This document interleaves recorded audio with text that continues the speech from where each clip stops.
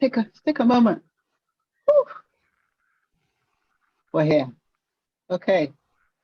So thank you all very much for joining us at the virtual book launch for Uju's Bringing Up Grace, How to Raise a Kind Child in a Prejudiced World. I have the book behind me, but it's kind of like upside, kind of like wrong way around. Yeah, I don't have the real book. I just have the background. But so we're delighted to have everyone here, and I know we have people from all over the world, so thrilled to have you all here. I will post in the chat where you can buy the book if you haven't bought the book yet. But coming up first, I want to introduce Carolyn Thorne, and Carolyn is Uju's editor for the book. She's the editorial director at Yellow Kite, the publishers, an imprint of Hodder and Stoughton, and part of the Hachette UK group. Yellow Kite is passionate about publishing books that put interesting, inspiring, and potentially life-changing ideas into people's hands. And Carolyn, love to hear from you about what it was like editing this book. Okay, so I'm kicking off, am I? Good. Yes, well, it's lovely to be here this evening. Only sorry it's not in person, but we're all getting very used to the virtual world. I am the editorial director at Yellow Kite, and as the introduction said, we are all about bringing interesting, inspiring, and positive books to the world. We're a small team, but we're a very big impact team. So when Uju's manuscript landed in the inbox, I thought, yes, perfect synergy there. And it wasn't long before the sales and marketing teams at Yellow Kite had jumped on board, all saw the potential in Uju and also in her book idea. So the book, I think, just to say, it really beautifully and carefully examines the impact of racism on children and what parents can do to help their kids to embrace that difference. It's not heavy-handed in any way, and that was one of the main things that appealed to me about the book. And that came through even more strongly during the editing. It's a wonderfully crafted book, which is thematic. And I think the themes lend themselves to the beauty of Uju's writing style, the fact that it's very anecdotal, and it's a lot of it is based on personal experience of bringing up her two lovely boys, plus stories from hundreds of people she's interacted with over time and the community she's part of.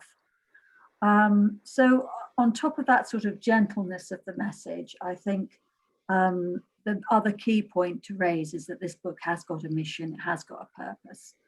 And I think, the purpose of that book is to raise awareness around racism, is to sort of disseminate that message in a really gentle way, that kindness is very important in the world. It's very important in this topic and in this argument as well that's being put forward in the book. So I think the question to me was what drew me most to the book. So I'm just going to summarize that quickly. I think for me, it was the fact that the book's got a purpose. It brings families to the table to talk about these important issues. And there's a gentleness of tone, which I think is really important. It's not didactic, preachy in any way. The wonderful stories really inform and highlight the messaging in the book. And then there's the fantastic resource section, which I have to say I learned an awful lot from. I looked through some of the sources that Uju was drawing on. I learned a lot along the way, and I think that's all sort of really important part of being a good editor as well, to be open-minded. And then, finally to say there was a big gap in the market. There hadn't been a book on this subject for many years. It was a much needed book. And Uju was first to spot that and to write her book. And we were first to bring a book on this subject to the market in a really timely way. So, you know, I know as an editor of many, many authors and books over the years, it takes an enormous amount of commitment, energy, and enthusiasm to see the process through. And it's just testament to Uju that we're here tonight celebrating the launch of her masterpiece and first book, of which I think will be the first of many. So of course I'm here to say massive congratulations, which we will get to in a minute, I'm sure. Thanks so much, Carolyn. Do you want to say a couple of words to Carolyn? Yeah, I mean, I'm blown away, you know, thank you so much. It's been such a pleasure working with the Yellow Kite team. You know, look at my book is yellow, I'm working with Yellow Kite, it's like complete synergy. And yeah, I'm just delighted that I've been able to write this book under your very careful and very kind stewardship. And yeah, I hope I can do you proud with how it impacts people all around the world. Thank you so much. Thank you. Wonderful. Thanks very much, Carolyn. Okay, next up, we're going to hear from Rachel Mill. Rachel is the director of RML, which is a literary agency representing a community of prize-winning and best-selling authors. And RML specializes in books that make a difference, books that illuminate, books that can improve our individual lives or that campaign for a better future. And Rachel is the agent that signed Uju and helped start this journey to get the book onto the shelves. So Rachel, we'd love to hear a little bit from you. Thank you very much. It's such a pleasure to be here tonight to celebrate Uju's book. When I first heard about the idea for Uju's book, I thought it sounded like a book the world desperately needed. But I have to say, I really had my doubts about whether anyone could pull it off. I knew that the only way this book could work is if the author was incredibly compassionate, but not afraid to probe difficult questions, both a storyteller and a campaigner, someone who could offer practical advice, but was never preachy, someone who could be very open about really painful experiences, but someone who could also speak about not only their own experience, but that of many others. And also, not to mention, someone who could really write. And how often do you find someone like that? But when Uju and I first met, which was back at the beginning of last year, I knew pretty much instantly that here was a really special person, potentially a really special author, who could be all of these things. I remember it was quite a wintry day and Uju showed up in the most amazing silver trainers and I was like, these are awesome. And we went for a lunch where we totally stuffed ourselves. And I think we had a cheeky glass of wine as well. And over the lunch, I think what just, you know, blew me away most of all was the kindness that like irradiates from Uju. It's just apparent in how she speaks and how she is. And, you know, she was really frank about the racism that she and her family had experienced. And yes, it made her angry, but she seemed to channel that into a message that kindness is the answer. And I loved her infallible belief that every single child deserves to be happy and that should be our priority. I loved that she could explain so clearly why things like, my child doesn't see color, is a really unhelpful response. And she made me immediately question some of the things that like my white parent friends would just say. And she seemed to have so much wisdom that was, you know, potentially for all of us, you know, whatever our background, whatever our skin color. And I just knew that if this book could be written, Uju was the person who could do it. I'd recently left a big corporate agency at that point, and I was setting up my own, I just set up my own boutique agency, RML. And as mentioned, my whole goal was to find authors who really wanted to write books that could change the world. And Uju was one of the earliest new clients to join the agency. And I have to say, she has set the highest of standards for all our future clients to come. Bringing Up Race is a real triumph. It offers the best advice for parents navigating how to discuss race with their children. But even more than that, it's a book that everyone should read. It's a book about being human and how we can help the next generation change the world. I'm so proud of you, Uju. You're brave, kind, talented, and a brilliant writer with a wonderful career ahead of you. Those of you who've already started the book may have come across the bit where Uju tells us that in her native language, Igbo, the phrase for I love you is literally translated as I see you with my eyes, because the greatest honor that we can do to each other is to properly see each other. So I would like to raise a toast to Uju. We see you with our eyes. Congratulations. Oh.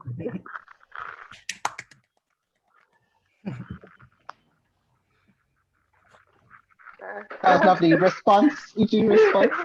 I'm gonna cry. It's okay, you can cry. That's so lovely. I didn't mean to make you cry. Thank you so much. Yeah, once again, it's been such a pleasure to work with Rachel, someone that I connected with immediately, who connected with the book and who understood what I was trying to do. You know, right off the bat, I did meet with other agents, as Rachel will tell you, and it was a whole process, but you know, I just always knew that it was really Rachel that I had to sign with, because there's such a clear alignment of sort of our values and our vision. And yeah, it's been, you know, you've been such a champion for me, and it's, again, I just want to do you proud and hope that this book actually, yeah. I'm giving you a virtual hug right now. Oh, thank you. Virtual hug and a virtual clinking of glasses. Blink. Yeah, thank you so much. Thank you. That was wonderful. In fact, both I can say, since I obviously was hearing everything while it was going on, I can also bear witness that as soon as Uju met you, Rachel, she was like, I just think this is the person. You know, she was like, this is, you know, completely the person. And to both Rachel and Carolyn, I don't know how much you know about Nigerian families, but I can tell you, you guys are like covered like for like at least the next 10 years, because we have about 100 people who are just like, God bless that Rachel, God bless that Carolyn, God bless you. So you guys are sorted. So like, that's for lovely. life. Thank you. Yeah. All right, so coming up next, drum roll, please. Got the woman of the hour, the book of the moment, the voice of the century. I'm talking about you. So I'm so proud to introduce Uju, who is a multiple award-nominated blogger, screenwriter, creative consultant. She's the founder of the popular family lifestyle blog, Babes About Town, and digital consultancy Mothers and Shakers. She's also, no, she didn't put this here, she's also a published poet. And she's truly one of the finest writers you could ever find. And I'm not just saying that because she's my sister. She knows I wouldn't say it just because she's my sister. And Uju is the author of Bringing Up Race. You can follow Uju at Babes About Town on Instagram, Twitter, Facebook, and Pinterest, and of course on her blog. So we're all very proud and very delighted and very happy to welcome Uju, who's going to share a passage from the book. Thank you, everyone. Yeah, thank you so much for being here. I had planned a book launch outdoors at this lovely bookshop called Word on the Water, and it was going to be great. And then all of a sudden, there was a rule of 6 that kind of scuppered my plans, but I'm just so thrilled to have you here. Yeah, picking an excerpt from your book is kind of a weird thing. I'm like, what do I pick? So I'm going to read from a chapter called History Lessons. just a short passage. I hope you can hear me. Miseducation. When you have a Western education, you are conditioned to side with the conquerors, the ones who stripped the world while spreading God, empire, and civility. When I was a child in an English classroom, reading about the Dark Continent, Africa felt like a wild, dangerous, almost mythical place, even for someone like me who was born there. I remember learning the phrase "from here to Timbuktu" as if that was the most remote place on earth. I had no idea it was a real city in Mali, whose university was home to priceless manuscripts dating back to the 13th century. As far as I knew, ancient Africans didn't read. Fortunately, my parents and their bookshelves helped me to uncover other stories, to make connections between Igbo creation myth and tales of Israel and Egypt, to understand there was much more to our primitive culture than met the European eye. At school, the Eurocentric history I learned was simply called history. We crammed on facts and figures and glossed over slavery, unless it was through the eyes of the mostly British abolitionists.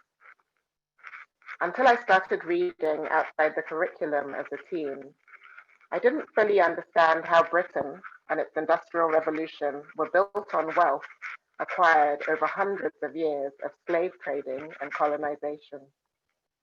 And I was a mother of 2 boys before I learned about the Slave Compensation Commission of 1837 that paid 46,000 former slave owners £20 million, the equivalent of 16 to 17 billion pounds today, for the loss of their human property. That's right. The slave market was so central to the UK economy that ending slavery resulted in the country's biggest financial bailout before 2009. So why has Britain's part in slavery been treated like a footnote in our history books? Natalie Lue, co-editor of the Afropean magazine, says, "I think the British education system needs to be completely overhauled. The way they teach history is disgusting. One of the biggest problems we have is what Paul Gilroy called post-colonial melancholia, an inability to acknowledge the tragedy of the British Empire and how colonialism is linked to capitalism. The way we were taught African history begins with slavery, and how the empire was amazing and it brought trains to India and all this BS. It prevents us as a society moving forward into the 21st century, into the real world, and addressing a lot of the issues we still have due to colonialism. Our lack of knowledge about who we are and where we come from continues to destabilize people of color. Scratch that. It destabilizes everyone. How can we learn from past mistakes if we're afraid of looking back with open eyes?"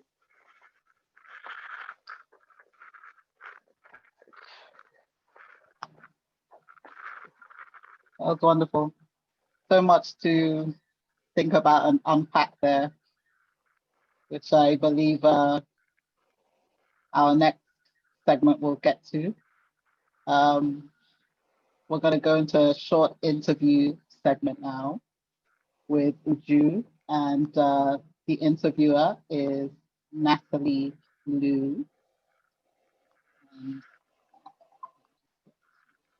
So Natalie is also an author, podcaster, and founder of the massively popular relationship and self-esteem blog, baggagereclaim.com, where she helps people pleasers, perfectionists, and overthinkers declutter their emotional baggage. She's also a featured interviewee in Bringing Up Race. So Natalie, over to you. Hi, everybody. Hey, Miss Uju. Hey. I'm so happy for you.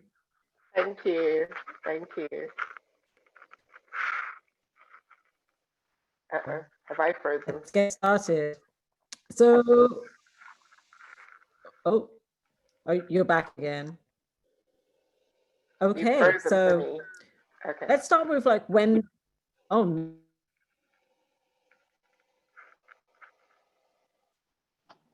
I think Natalie's frozen. Is it Natalie freezing? Okay, I can't tell if it's, She looks frozen to me. yeah, she's I frozen can see for you me. moving. Natalie? okay. Can you hear me now? Yes. I can hear Okay, you. great. Am I moving? Do I look human and moving? You're moving just about, yeah. You're kind of frozen, but we can hear you. Okay. So when did you start writing this book and what was the inspiration behind it? Yeah, so I started writing it end of 2019. And as Rachel and Carolyn said, we really, I had been in touch with them and, sealed the book deal and everything even earlier that year. The inspiration came from a cousin of mine who I credit in the author's notes, who sort of insisted that I should write on this topic, that it was the perfect topic for me, that I must write it. And I was really resistant, I was very much like, can I write on this issue? Do I want to write on this issue? Race is just such a massive, massive topic. So anytime you stick your head up and say, I'm going to write about race, or I'm going to become a spokesperson on race, you can face so many issues, so much pushback. But then when I thought about the opportunity to kind of go into my own story and tell the story of my family as a Black multicultural family in London, what it's like to raise two Black boys who are now a tween and a teen, and the experience of raising boys into men in a society that's not particularly built for them. Um, I just thought, yeah, I should write this. I have stuff to say. And yeah, so I opened it up also to other interviewees like yourself because I wanted to get more stories into the book. Yeah, absolutely. And of course, writing a book is it can be a tough process. It's like birthing a baby, in and of itself. And what did you learn through the process of writing it? I learned that I hate writing books. Like there were many moments where I'm like, how many can I chuck my computer out? Can I throw, like all those movie cliches where the writer's like tearing up pieces of paper. Unfortunately, most of my writing was on the computer screen. They can't really tear that up. But yeah, it's a challenge. And I think that level of commitment to one topic, one project was really challenging. At the same time, I learned so much about race. I learned so much that I didn't know. And yeah, it was a real journey for me. It was emotional in many ways. There were times when I was just like devastated by the stories that I read, some of the research that I found out on everything from maternal mortality to knife crime, all the stats. So yeah, it was challenging, but I think ultimately very rewarding. Once I finally had the final book ready, I felt, wow, I did that. Okay. So yeah, it was worth it, I guess. Of everything you went through in that process, what would you say was the hardest part? I mean, I know you said that taking on the meaty task of writing about race and sort of owning this particular topic was a tough decision to make. Not that you didn't want to write the book, but it comes loaded with a lot of stuff. Was that the hardest part, or was it something else that was hard for you in the process of writing it? Yeah, I think that was very hard. I think also with such a huge topic, knowing what to leave out Carolyn will tell you that, my first draft of the manuscript, I think I was like 20,000 words over my word count. Literally, I had to like pare it back because I just, having thought to myself from the beginning, oh, I don't know if I can cover such a topic. Suddenly I just had so much to say. There were so many things that I could throw in there. And it was really just finding my way to that central message, which is how to raise a kind child in a prejudiced world. That's the core of it. It's about kindness and it's about conversation. So keeping myself sort of coming back to that main focus helped me get through the sense that I needed to tell so many more stories. There are just so many stories when it comes to issues of race and racism that you have to know when to let go, I guess. Mm-hmm. Who would you say that the book is aimed at? Like, did you have a particular person in mind, or like, who do you think the book is aimed at?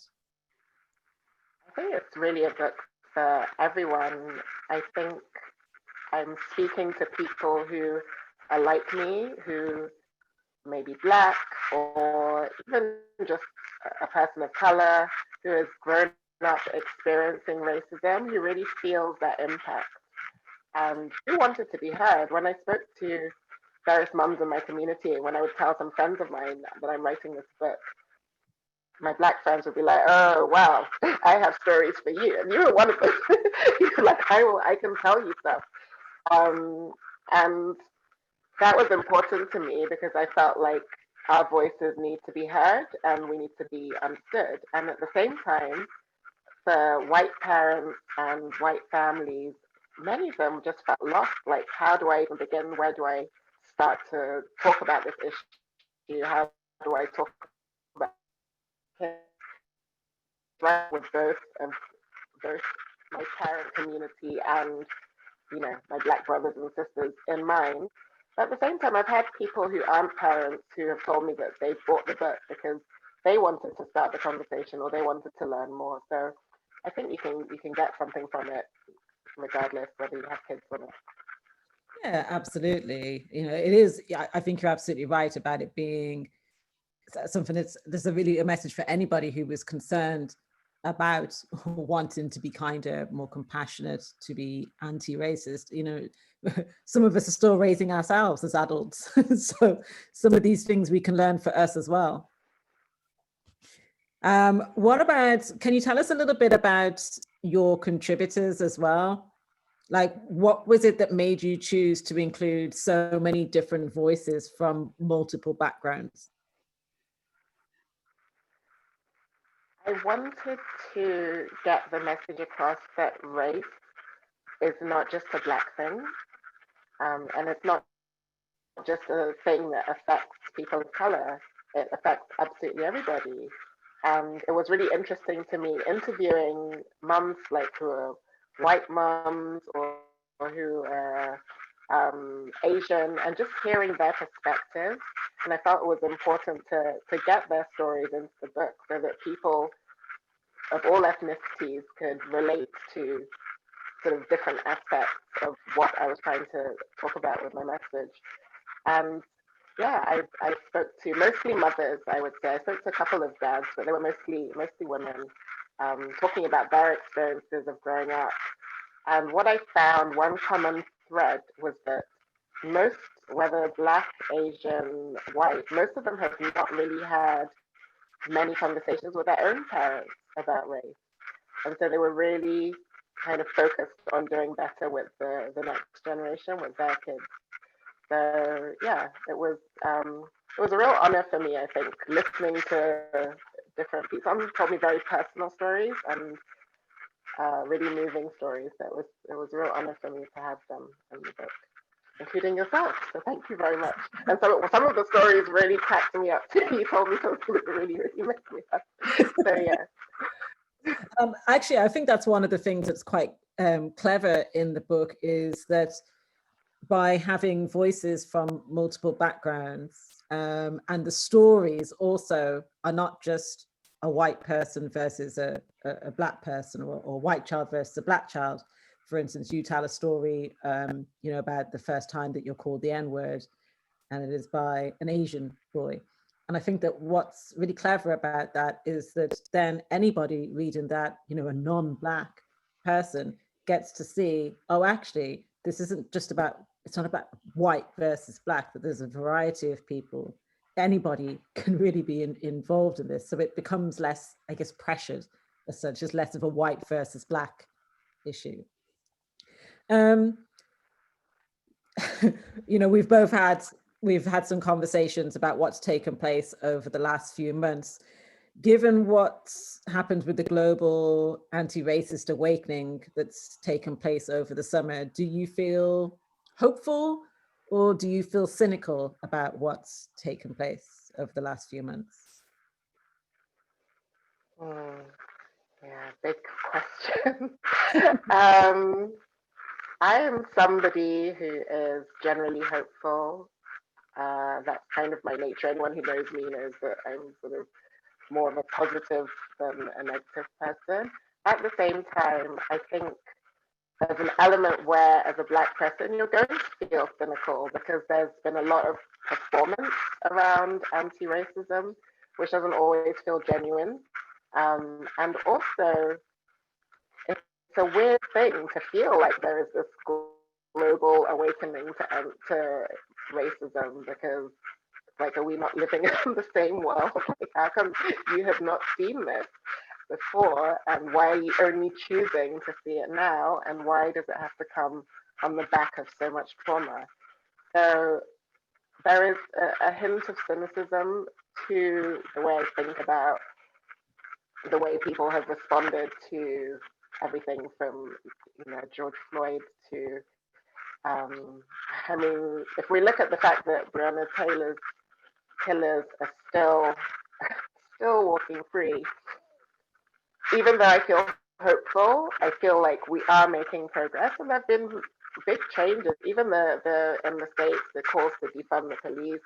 Over here in Britain, I've seen lots of petitions going around to change the education system in the UK.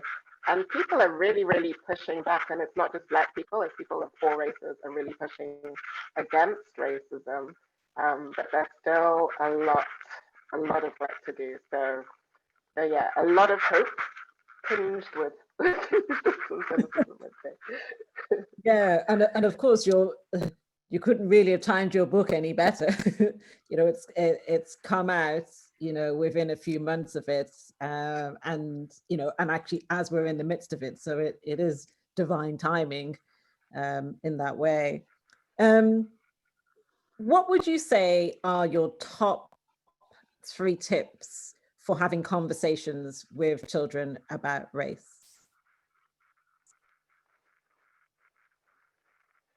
Be proactive. That, I think, would be tip number 1. Parents want to avoid messy, awkward conversations a lot of the time. So we sit back and then we wait until a child just surprises you. And whatever a child is going to say to you about race, trust me, is going to be a lot more shocking and unsettling and unnerving, and you're not going to be prepared. So be proactive, and you know, it's never too late. Like, even if you think, oh, my child is 11 and we've not had this conversation, have the conversation. So that's, I would say that's the first tip. My second tip would be to use the resources that are available to you. There are tons of books, lots of children's books, talking about race or with characters of different ethnicities. There's lots of shows. I have lists on my blog of shows that you can watch that can kind of help spark a conversation. I watch a lot of shows with my kids, and very often they'll just ask a question, and that sparks a conversation. And yeah, I think also final tip would be just pace yourself. You know, it's not one big conversation. Like when you have the sex chat, it's not just one chat. You're not just going to be like, this is sex, and then leave your child to it. And the same thing, you're not going to be like, this is race, and then that's that, done and dusted. Like, pace yourself, take it at their age level, and keep checking in, keep having the conversations, keep asking thoughtful questions, I think. and come with questions and be open to asking more questions and to actually learning stuff from your child as well as trying to teach them. I think that we're all learning when it comes to race. As a Black woman, as somebody who's written a book, I still have tons to learn. So, keep a learning attitude. You mentioned like when you did the reading, and you've also mentioned it a couple of times while we've been talking, obviously, about the education system. You're talking about people of all races petitioning for changes. What changes would you like to see in schools when it comes to race education? I think there needs to be so many changes. The curriculum is, for me, just a mess. It doesn't even begin to address race in any sort of useful way. And it shocks me because obviously I grew up with the British schooling system and there was nothing. And I look at my kids and there's just not very much. So we've not made much progress there.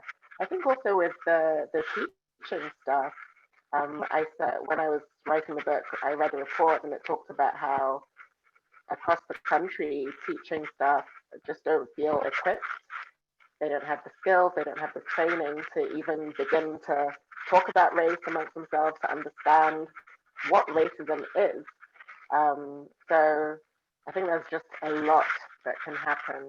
And it's really inspiring. I've spoken to a couple of there's a lady on Instagram, friends that I'm in touch with, and she has really taken her school to task in terms of what is your anti-racist policy, what are you doing, and coming together with other parents. And I think that's something that anyone who has kids in school can do, can come together with other parents and say, let's go to the school and let's really just figure out what you're doing to make sure that you're, equal rights and anti-racism and social justice policies align and serve the kids, every child, so that every child feels, that they matter in a school setting. So, yeah, there's a lot that I would do at school. Yeah, and obviously the most important thing is that it gets started. We don't expect it all to dramatically change overnight, but actually making a start would be. Make a start. Yeah, absolutely. Speaking of making starts, what do you think that a white parent and child can do to be better allies? Yeah, absolutely. Make a start, I think, is number one goal. I think just keeping in mind that this is a long journey. So it's not about wearing your Black Lives Matter t-shirt today and then tomorrow keeping quiet when you see something happening in front of your eyes. So it's really just a whole, it's got to be holistic. And one thing that can be useful, I think, for families, I talked about a school equality statement. For families, you could actually sit at home with your child and make your own anti-racist mission statement where you outline, this is what we stand for, this is what we believe in, and you put it down on paper. Something really powerful about putting stuff down on paper.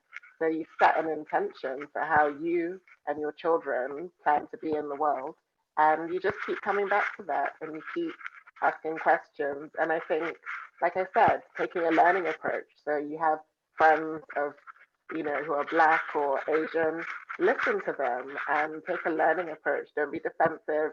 Don't feel like you've got it covered because you've read a book and that anti-racism. Just keep a learning approach and stay open. And yeah, I think those are I love that.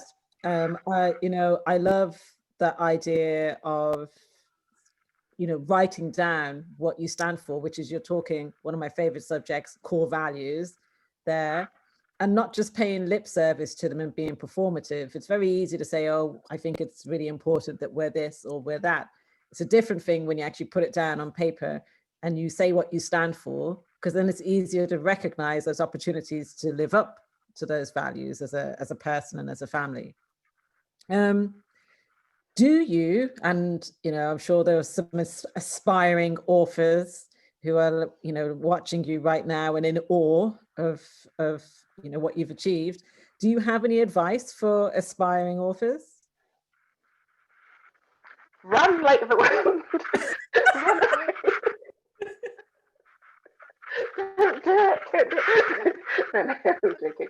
Obviously, I think just keep writing. Keep writing. I've written all my life. My sister will attest to the fact that since I could write with a pen, I've been writing and I've written all sorts of things.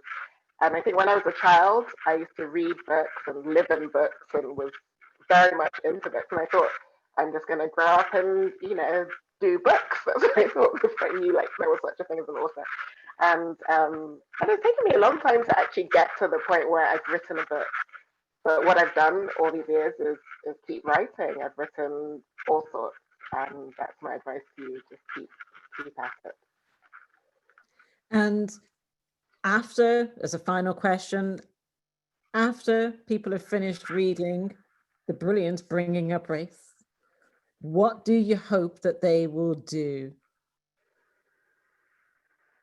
I hope that you will buy my next book. Which I haven't yet written. And I'm not sure I'm going to write, but buy my next book. No, what I would like is, like I said, the whole book is really about conversation. And what's been really great for me, I've had even family members, friends, people I don't know, who have started reading the book and already are feeling kind of motivated to talk more. Not just with me, hopefully not always, not just with me, but with people in their lives around race, which is it's a very big topic and it can be really charged and really emotional. And my goal is that if people can approach it in the spirit of kindness and openness to learning and to having more conversations, that's really what I want people to do. I would like you to read the book, tell somebody else, share it with your school, tell your child's teacher, have you read this book? Are you doing the right things in your class? That kind of thing. So I just hope you take the message and pass it on. Well, Uju, I'm absolutely honored that you would get me to interview you for your debut book, your first of many books. Congratulations to you, and we'll all raise a glass to you. Cheers. Thank you. Thanks to everyone, and I hope some of you have we can't see you all on screen, but I hope some of you have your glasses in the air as well. It's a toast to all of you. Thanks very much, Natalie. That was a great interview. Excellent question. Okay, so we're going to go into a little bit of. If you haven't yet put any questions in the chat, well, not in the chat, please put them in the actual Q&A because that'll be easier. So if you could, questions for Uju based on the interview or about the book, please put them in the Q&A. But I'm going to start with a couple that were sent by email. Vicky Sarias. How do I say Vicky's last name? Sarias, did I say it right? Broadbent now, Vicky Broadbent. So yeah, Sarias, yeah, Broadbent. Vicky Broadbent Sarias, who many of you may know as Honest Mom, the well-known blogger and also very close friend of Uju's. So Vicky sent an email asking Uju what to be the greatest joy in writing your debut book. Wow. Yeah, I think having written it, that's very joyful. Yeah, I think one really, really joyful moment was just unboxing the book. I think I shared the video on my social media, and yeah, it was really a great moment just to hold it in my hands, and it's so beautiful, and it feels it feels great. So that was a great, my earphone. Yes, I think that was a really, really joyful moment for me. But I think also just hearing some of the feedback, the little moments of joy there as well, that it connects with people.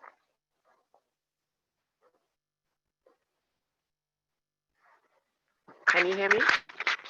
Yes, you can. My ear thing is just falling out.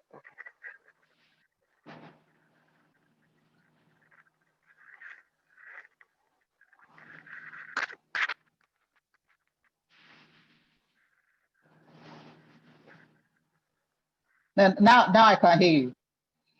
You can't hear me? Okay, now I can hear you. I can hear you.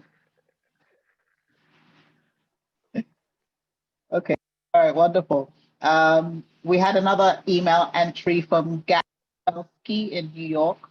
You sent like 5 questions actually, but I'm just gonna pick a couple. He asked, who are your literary role models for a book like this? Meaning, was there inspired you in terms of structure or style or tone? Yeah, very interesting. When I was writing the book, I was quite deliberate in not reading a lot because I didn't want to have my overlap with other authors. But there was definitely one book that I kept turning to, which was more inspiration, creative inspiration, which is Big Magic by Elizabeth Gilbert, which I really recommend to anybody who is a writer or creative. It's really, and I think she has a real lightness of tone. So maybe that helps when I'm talking about a really heavy topic to keep my tone light. And then, yeah, literary role model, Maya Angelou, again, is somebody who is just, or was wisdom personified and had an amazing voice. And again, a real sense of impact without forcefulness. So, yeah, I guess those would be my 2. And Gary Belsky also asked, what's your next book idea? That's for my agent and my editor to know. I do have something I'm cooking up, so hopefully we'll see. Okay, so it's have to watch this space. Okay, Sunita Harley asks, I'd love to know what she has learned about herself whilst writing the book. It's an incredible achievement. Yeah, I learned that there were things in my childhood around race and racism that were still really painful for me and that I hadn't acknowledged. And something that was really interesting for me in talking to people and getting their anecdotes was hearing really painful experiences from other people, which they hadn't acknowledged. Like they just kind of had taken it on and were carrying on with life. And when I thought about that particular incident, I'm like, this is really traumatic. I think there's a lot that as a Black person in this world, you just kind of hold it in and you bury it and you carry on. So yeah, it was interesting to kind of connect those dots for me that some of the issues I have, as a grown up, some of the issues I have around anxiety could be back to my childhood, and some of that was racial. So yeah, that was one thing that. Can you hear me? It's telling me my connection is unstable. Yes, your connection is a little low. Okay, I don't know if you heard me, but. Yes, we did. Natasha Randall, I think you answered a little bit of this, but she asked, who are your influences as a writer? My influences as a writer. Wow, I have many, many, many. I wouldn't dare to even call them influences because I'm like, I couldn't stand in your shadows. But yeah, I mean, I think my auntie Toni Morrison, anything she writes, absolutely everything she wrote. Um, Alice Walker. Um, yeah, I just have many, many influences. These are people whose stories kind of saved me at a particular time when most of the literature I was reading was a lot of white men. And then I discovered these authors who allowed me to believe that I could tell my stories too. So yeah, I would say. So we have a question from Elizabeth Asika, who says, first, she'd like to congratulate Uju and to say that the book couldn't have come at a better time in history when the talk and awareness and everything race. And having listened to the disaster of a presidential debate yesterday, the world woke up to a fresh awakening of race, white supremacy, and Black Lives Matter. So her question is, going forward, how can the issue of race honestly and transparently be discussed, adopted in our society so we can all coexist? So sorry, the question was, how can the issue of race honestly and transparently be discussed and adopted in us so we can coexist? Well, that's partly why I wrote the book. I mean, we have to start in our own homes.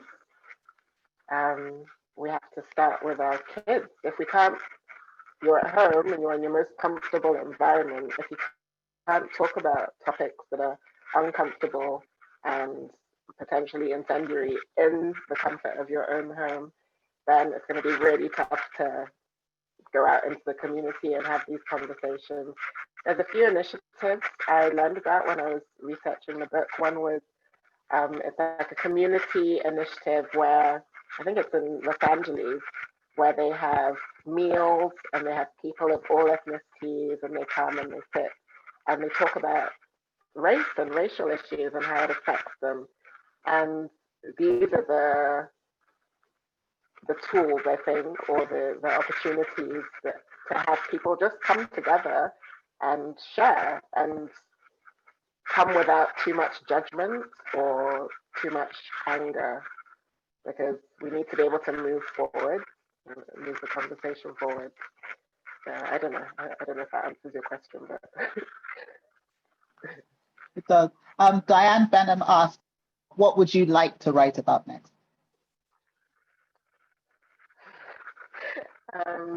Yeah, I would like to write. I have about 1,000 different things. Again, anybody who knows me will know that I'm like ideas after ideas after ideas. So, but I do have a book idea in mind for adults, possibly one for younger readers, and yeah, we will see. We will see. Okay. Nana Kinton asks, how would you talk about racism with an older teenage boy? Would I talk about racism with an older teenage? Yeah, I would say let him lead the conversation, ask questions. There's been enough that's going on in the world that I would imagine as a teenager he's aware of. And so then you can just ask the question, like, what do you think? Lead into conversations about, how he talks about race with his peers. Are there any experiences that he hasn't shared with you? I find that with my boys, sometimes they just tell me stuff that they've never brought up. I was writing a whole book about race, and suddenly, like towards the end of the book, here comes another anecdote that I've never ever heard. So, yeah, let him lead the conversation, ask him questions, leading questions, and stay open and yeah, be a willing listener. Sometimes I think as parents we come in with our own ideas and we try and put those on our kids. And by the time he's a teenager, for sure, he's got his own ideas, and it's for you to not force them into your particular understanding. Just let him guide the conversation. So Machi says, you mentioned not seeing race as an issue, and I'm wondering how to teach children raised in Africa about it, because some of them really do not see race until they're exposed to it and they get a rude. Yeah, that's a big question. That's a big one. I think that there's sort of two parts to that. There's a benefit and there's a blessing on some level in growing up surrounded by people who look like you, and you never feel like the outsider and you never feel like the other. But then obviously, like you said, it can be like a rude shock. And then for people who never come into an environment where they are not the minority, it can be really difficult trying to explain to them that racism is a thing. I've had conversations, and I'm sure any Nigerians on this thread have had conversations with fellow Nigerians who don't really pay much mind to racism because they just don't see it affecting them in a very overt way as it does, let's say, if you're being raised Black in Britain. Again, like I said, for everybody, that's why this is a book for everyone, because you've got to be proactive, you've got to talk about race and racism. And I think especially if you have a child who is Black, because at some point it's going to happen. Unfortunately, he's going to come across racism, most likely on a personal level, but otherwise on a social level. And it's really important that he is ready. And no matter how difficult the conversation is, you still have to open it up and have it and keep having it. So yeah, be proactive. Just start talking about it. Don't hesitate. Brooke Cassier asked, do Ezra and Jet think of their mom's book? Well, I think they're I think they're impressed to some extent. All they keep going is get that coin, get that coin. I'm not sure their priorities are where we'd want them to be. They've been really just lovely. Imagine me sitting in the video gaming space, bashing away at my keyboard, and yeah, and they've been real troopers. And as anyone who watched the video of the unboxing video, you can hear that they were very excited to see the book. So yeah, one of them is playing video games right here as I speak. Maria Jose Ovale says, would you consider writing a screenplay? A screenplay of the book? Yes. Interesting. Yeah, I mean, I would. I'm open to ideas. Yeah, I would. I would consider it. Okay. Donu Kokbara asked, and similar to what asking, do you find that Nigerians who live in Nigeria have a different attitude? Yeah, definitely. Like I was saying before, they have a different attitude, and sometimes it can be painfully dismissive. I think for people who have experienced racism, it can be challenging talking to someone who just doesn't see it, and that's whether that person is Nigerian or Indian or English, whoever. So, but I think Nigerians can put it in the context of tribalism, which isn't quite the same thing, but is its cousin on some level. And realistically, racism has a massive, massive impact on Africa, from through colonialism all the way to the present day. So, yeah, it's definitely a Nigerian problem, even if they don't recognize it. Okay. Go on asks, when you think back to painful events you experienced as a young person, did you share them with others or needed to deal with them yourself? Yeah, I was talking about this on a podcast the other day, and it's interesting. I think majority of it I dealt with by myself, which for me, looking back, I feel is really sad. And I think it's really common. One of the contributors to the book, Andy Oliver, she shared a story with me that was just heartbreaking for me. And as she was sharing it, she cried, and I cried.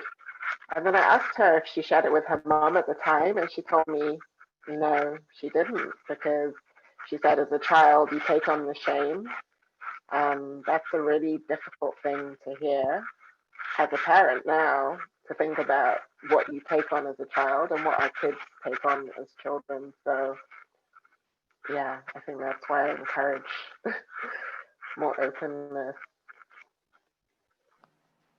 Okay, Timel Jones asks, find that parents' experiences or views on racism varied by country of residence, like UK versus US. So the experience, I didn't quite catch the... Yeah, parent experiences or views on racism, how did they vary, like UK versus US? There's a lot of overlap. I think in America, race is even more charged, especially if we look at the current situation and the current government. It feels like it's on a nice edge, and so I think there's a lot more worry and fear, especially for Black parents raising kids in a society where even the police force feels like a threat. So yeah, I think that's the real difficulty here in the UK. There's a bit of a silence around race, which is hard for any parent to, how do you begin the conversation? But I think in the States, that sense, that real primal fear of I'm sending my child out into the world where Lord knows what's going to happen. Who knows? It's scary. So, and I feel a little bit of that. I wrote about it in a chapter called Babes in the City, just the sense of here in London, the knife crime rate sky high, and I feel that sort of visceral fear and panic sometimes, and you just have to try and control that. So, yeah. Okay, and then I think we'll take this as the final question from Mira. If you could have your book read by any historical character and then chat with them about it, who would it be? Any historical character? Wow. That's a big question. I'm sorry, I'm really boring. I'm going to come back to my Anjali because I just want to sit at her feet and hear her wisdom and hear her tell me things that will make me feel better always, which I think is what she did. So I'll say my Anjali. Okay, wonderful. So I think, Uju, you have a few giveaways, right? Yes, I'm going to be giving away signed copies. I've got 5 signed copies that I'm going to give away. How did we say we're going to? Yes, I think that all the various permutations we came up with for choosing people right. did not quite work out. So we're going to have to think of something else on the spot. So maybe we just have some like, yes, Ngozi, when I see you in the crowd, pick me. No, pick me. but guarantee you're not getting the book. Okay, so should we just ask them like yeah, just a few fun random questions? Okay, yeah. Put your finger on the keyboard because it's going to be whoever I see first answer in the chat. What are the names of Uju's 2 boys?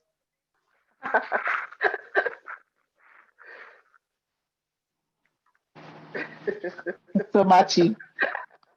So much Kachiku. Okay. So far you have I hope you're keeping you have notes. won a science conference. Yes, I've written it down. Do you want to come up with a question? Okay, this is the trick question. What is my favorite color?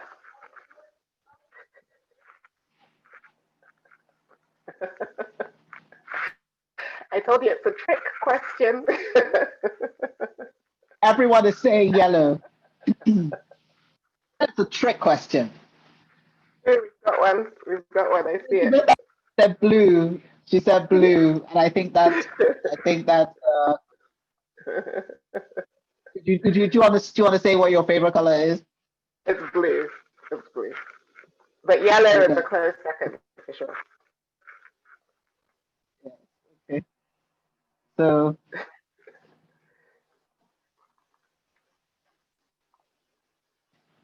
Okay. Third question. Do you want to come up with something else? My brain has frozen. Good. Oh gosh. I can't decide on the spot.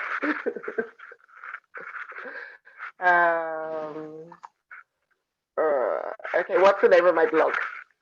Simple. In the chat. Oh my god. Oh, that's too fast. You're gonna have to Okay, go through I this think after. I know so this is tough because people are typing it all at the same time, so I can't really say. So fast, so fast. I told you we should just do Yeah, that's literally at the same time. Okay, that was the no. That will work. How about a birthday one? Does anybody have a birthday today? And don't lie. No. A birthday this week?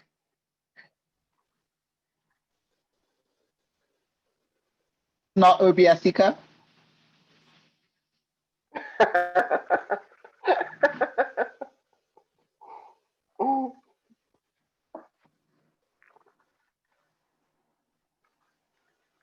My gosh. No. I don't even trust the people in the chat. They're all like criminals. People are like, I'm 50 today. And I know it's a lie. I think for the last Happy two, let's just today. get a random draw. Okay. The last two, random. Okay, I don't know how to do it because we don't have numbers next. We'll do a random draw from the participants list. I think. Okay, Uju, can you see the chat? You should just point at someone. Just. Huh? I see Ginger Soul Can Lifestyle. You see the participants? Oh, you want to get a lifestyle? Ginger Soul Lifestyle.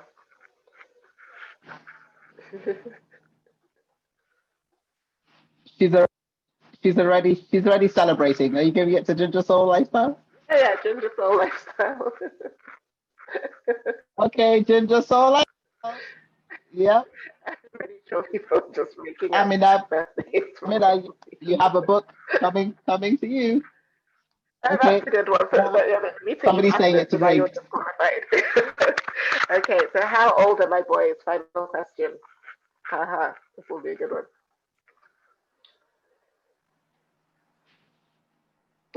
14 and 1.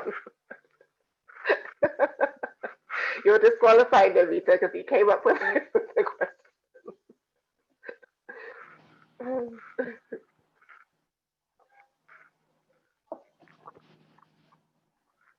Beth Woodhouse, I think.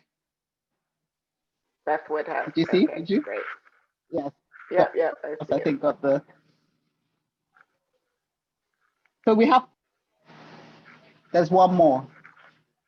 So far, we have books for Somachi Kachiku, Elizabeth Asika, Ginger Soul Lifestyle, that's Amina, and Beth Woodhouse.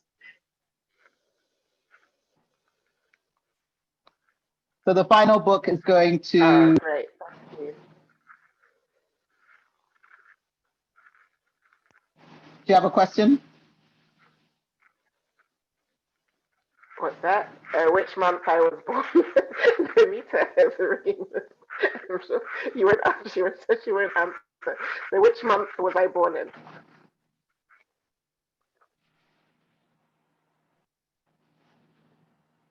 Yeah, Jay Atubra got it first.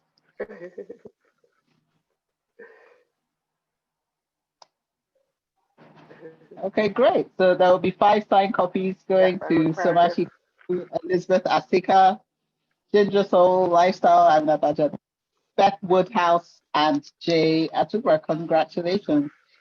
Actually, everybody is a winner because everybody can actually get a signed copy from Word on the, let me find, I've been putting it in the chat. Hopefully you've seen it. Word on the Water. Yes. So you can pre-order. I put the chat. I'll put it again now. Drew's going to sign books there, and they will do international delivery for those of us that are not. Okay. So, Drew, would you like to say something? Yeah. So I'll wrap it up. We thought we were gonna finish by 8 and not keep you all on this lengthy Zoom meeting, but I hope you've had fun and enjoyed it. And thank you so much for all the support for the book. It's been absolutely amazing. It kind of blows my mind that people are reading my words and then sharing them with me. Like, very strange. But yeah, I really hope that this book connects with you and that you share it with everyone you know. And yeah, I hope we get to chat again very soon. So yeah, thank you. Thanks for coming. Yeah. Anybody that asks, let's raise it. Thank you so much. Thank you, Drew. We're all so proud of you. And on behalf of my late parents, who would be beaming, simply beaming right now, just want to say we love you, we're proud of you, and we're looking forward to lots more. Thank you all for coming. And I think I can stop. Thank you so much to Rachel and Carolyn and Natalie as well. Thank you for giving up your evening at very, very short notice, like literally days, I think. Yeah, appreciate it. It's been an honor to be a part of it. Thank you very much. It really has. Thank you so Well much. done.